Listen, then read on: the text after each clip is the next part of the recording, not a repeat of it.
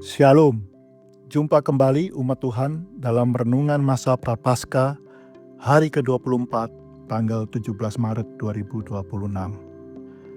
Tema renungan hari ini, bahaya merasa paling benar. Sebelum kita membaca dan merenungkan firman Tuhan, mari kita berdoa. Bapa kami yang ada di dalam surga, Bapa, kami akan membaca dan merenungkan firman Tuhan. Kami mohon pertolongan Tuhan agar kami dapat mengerti arti firman Tuhan. Terima kasih ya Bapa. Dalam nama Tuhan Yesus kami berdoa. Amin.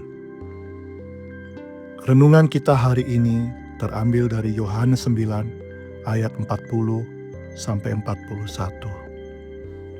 Kata Yesus kepada mereka, "Sekiranya kamu buta, kamu tidak berdosa.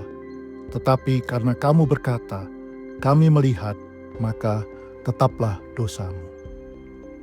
Umat Tuhan, pernahkah kita berada dalam situasi di mana kita begitu yakin bahwa pendapat kita adalah yang paling benar, sehingga kita menutup telinga terhadap masukan orang lain dan menutup mata terhadap kebenaran yang nyata di depan kita?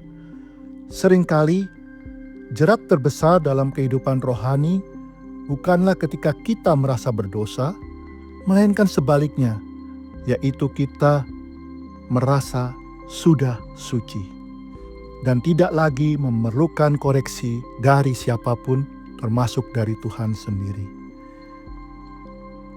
Dapat diibaratkan seperti orang-orang Farisi yang menyaksikan mujizat Yesus menyembuhkan orang buta. Namun hati mereka tetap keras karena merasa paling paham tentang hukum agama.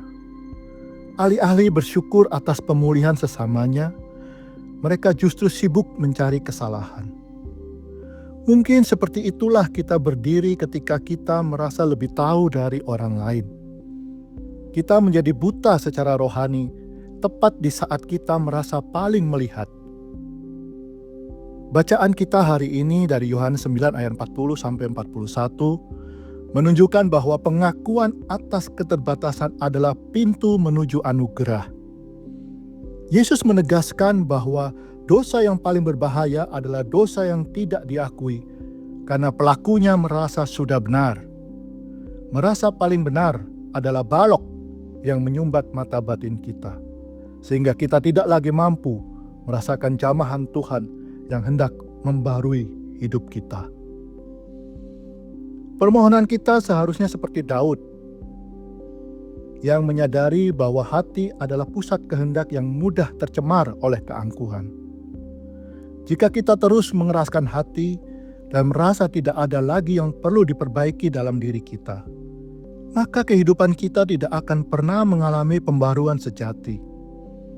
Sebaliknya, ketika kita mau merendahkan diri dan mengakui kebutaan kita di hadapan Allah, disitulah proses pemulihannya mulai dikerjakan.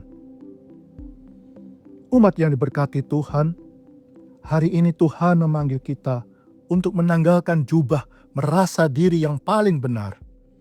Sadarilah bahwa tanpa pertolongan Tuhan dan tuntunan Roh Kudus, kita tidak akan mampu berjalan dalam kebenaran yang sesungguhnya.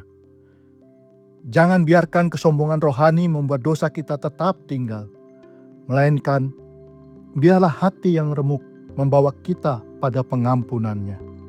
Amin. Mari kita refleksikan renungan kita hari ini. Masih adakah sikap merasa paling benar yang membuat saudara sulit menerima teguran dari sesama atau dari firman Tuhan? Apa yang menjadi penghambat utama bagi saudara untuk mengakui kesalahan di depan orang lain? Mari, ambil satu komitmen untuk tidak melakukan pembelaan diri saat menerima kritik hari ini, melainkan membawanya dalam doa untuk melihat apakah ada kebutaan dalam diri yang perlu Tuhan pulihkan. Mari kita berdoa. Terima kasih Tuhan untuk firman-Mu pada hari ini.